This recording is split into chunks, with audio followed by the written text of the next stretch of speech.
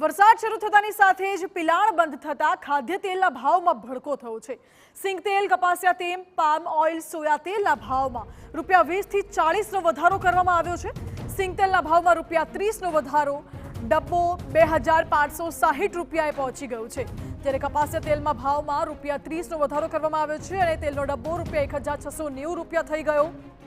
Palm ઓઇલમાં ₹20નો વધારો કરવામાં આવ્યો છે અને પામ ઓઇલના તેલનો ડબ્બો ₹1670 થઈ ગયો છે, જ્યારે સોયા તેલના ભાવમાં ₹40નો વધારો કરવામાં આવ્યો, ડબ્બો ₹1700 મળી રહ્યો છે।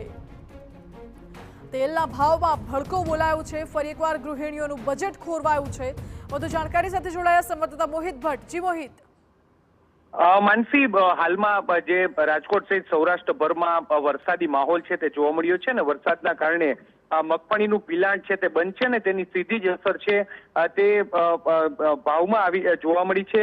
ખાદ્ય તેલની જો વાત કરવામાં આવે તો સિંગ તેલથી લઈ અને સોયાબીન તેલ છે તેમાં ₹20થી લઈ અને ₹40નો વધારો થયો છે। સિંગ તેલના ભાવમાં ₹30નો વધારો થતા ડબ્બો છે તે ₹2560 સુધી પહોંચ્યો છે। કપાસિયા તેલમાં પણ ₹30નો વધારો થયો છે।